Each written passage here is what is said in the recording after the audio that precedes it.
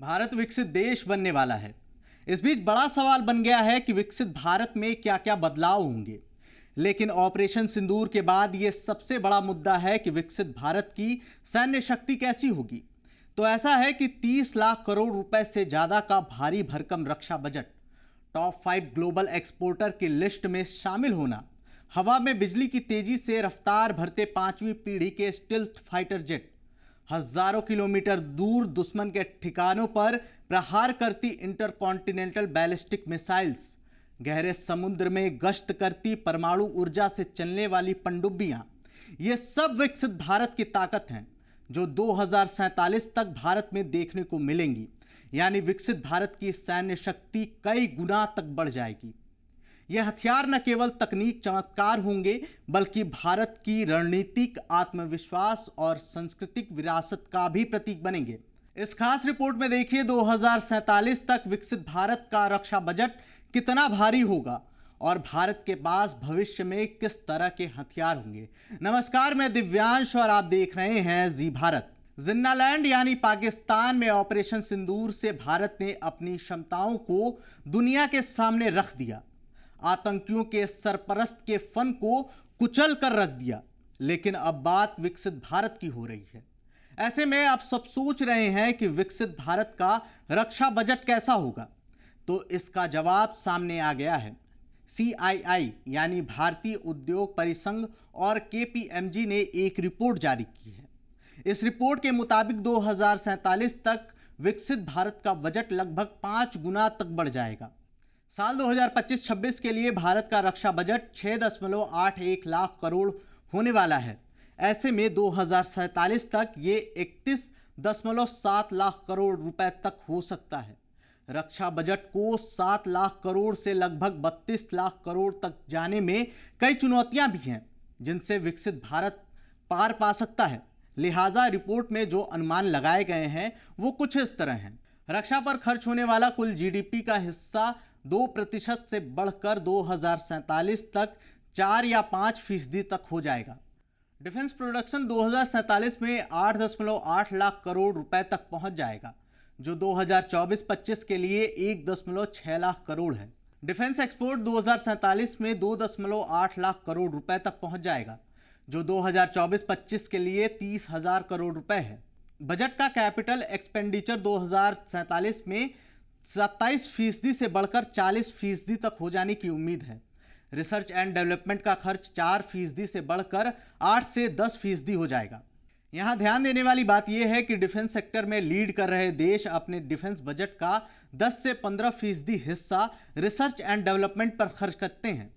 यानी 2047 तक भारत के पास भी कई मौके हैं, लेकिन 2047 तक इस मील के पत्थर को पाने के लिए भारत के डिफेंस सेक्टर को कई तरह के लक्ष्यों को पूरा करना होगा। इसमें पहला है 2032 तक रक्षा क्षमताओं में आत्मनिर्भरता हासिल करना।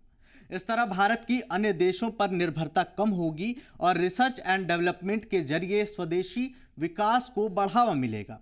दूसरा है 2038 तक टॉप 5 ग्लोबल एक्सपोर्टर की लिस्ट में शामिल होना, जिससे भारतीय उत्पादों को बढ़ावा मिलेगा। और फिर अंत में नई टेक्नोलॉजी में ग्लोबल लीडरशिप हासिल करना, जिसमें AI यानी आर्टिफिशियल इंटेलिजेंस, क्वांटम कंप्यूटिंग और साइबर डिफेंस जैसी टेक्नोलॉजी में बढ़त बनानी होगी। इसके अलावा रिपोर्ट में कुछ चुनौतियों का भी जिक्र किया गया है। इसमें भारत जरूरी सैन्य टेक्नोलॉजी के लिए आयात पर निर्भर है, जिससे घरेलू आत्मनिर्भरता कमजोर होती है। फिर भारत में ट्रेंड लोगों की भी भारी कमी है। इसके अलावा जियोपॉलिटिक्स, जैसे कि भारत चीन जैसे देशों के साथ सीमा विवाद भी खतरनाक हो सकता है, जो युद्ध में फंसा सकते हैं। रिपोर्ट में सरकार और निजी फर्मों के बीच मजबूत साझेदारी की जरूरत पर भी जोर दिया गया है। लेकिन डिफेंस सेक्टर में निजी फर्मों को लाने के लिए कई तरह की नीतियां महत्वपूर्ण होंगी। इसके अलावा विदेशी भागीदारों के साथ टेक्नोलॉजी शेयरिंग जैसे संवेदनशील और अनसुलझे मुद्दे बने हुए हैं। यह तो बात हो गई विकसित भारत के रक्षा बजट की, जो कैसा होगा। लेकिन सवाल यह भी है कि विकसित भारत के पास किस तरह के हथियार होंगे। तो ऐसा है कि पाकिस्तान को हमने ऐसी ताकत दिखाई है कि वहां का प्रधानमंत्री शहबाज शरीफ आज तक बिलबिला रहा है। सुनिए उसने हाल में क्या कहा है। that at 4:30 in the morning after Fajr prayers, Pakistan Armed Forces, led very ably by our Field Marshal, Chief Army Staff sitting here, Syed Asim Munir, to teach a lesson to our enemy. But before that hour reached, India again launched missile attacks, BrahMos. हमें हमला करने का मौका ही नहीं मिला। ऐसे में ब्रह्मोस नाम से पाकिस्तान अब तक कांप रहा है। लेकिन जब 2047 तक विकसित भारत का डिफेंस बजट भी सामने आ गया है तो भारत के भविष्य के हथियार भी लाइन में आ गए हैं। जी हाँ, भारत कई तरह के तगड़े हथियारों पर काम कर रहा है। इसमें पहला है HAL AMCA यानी मल्टी रोल फाइटर जेट, जो 5वीं पीढ़ी का होगा। स्टेल्थ तकनीक के चलते रडार की पकड़ में नहीं आएगा। हवा से हवा और हवा से जमीन पर मार करने वाली मिसाइलों को ये ले जा सकेगा। ये 30 mm की तोप से भी लैस होगा, जो 2035 तक भारतीय सेना को मिलने वाला है। अग्नि 6 ये एक इंटरकॉन्टिनेंटल बैलिस्टिक मिसाइल है जिसे DRDO बना रही है। ये 3 टन तक वॉरहेड ले जाने में सक्षम है। अभी तक की जितनी अग्नि मिसाइलें हैं वो 1 टन के वॉरहेड ले जाने में सक्षम है। और ख़ास बात यह है कि इसकी रेंज 8000 से लेकर 12000 किलोमीटर तक होगी। इसमें मल्टीपल वॉरहेड्स होंगे, यानी हर वॉरहेड एक अलग लक्ष्य पर हमला करेगा। INS विशाल अभी तक का भारत का सबसे बड़ा एयरक्राफ्ट कैरियर है INS विक्रांत, लेकिन INS विशाल इससे 50% बड़ा होगा और INS विक्रांत के रिटायर होने पर यह उसकी जगह लेगा।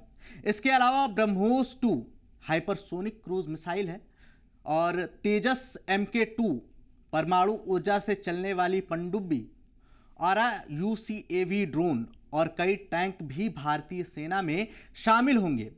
यानी विकसित भारत की ताकत बेजोड़ होगी। पाकिस्तान और चीन जैसे देश भारत से लड़ने में कई बार सोचेंगे। आने वाले सालों में ये हथियार पाकिस्तान और चीन के होश उड़ाने के साथ साथ भारत को वैश्विक सैन्य शक्ति के रूप में स्थापित करेंगे। और अगर 2047 तक भारत का रक्षा बजट 30 लाख करोड़ को पार करता है तो दुनिया भारत की ताकत फिर से देखेगी, जो उसने हाल में ऑपरेशन सिंदूर के दौरान देखी है। इस रिपोर्ट में सिर्फ इतना ही। आप विकसित भारत और विकसित भारत के डिफेंस बजट पर क्या कहना चाहेंगे, कमेंट बॉक्स में ज़रूर लिखें। और अपने चैनल को ऐसे ही प्यार देते रहें, क्योंकि हम आपको सबसे सटीक जानकारी देना जारी रखेंगे। अपना और अपने परिवार का ध्यान रखें। जय हिंद। जी भारत।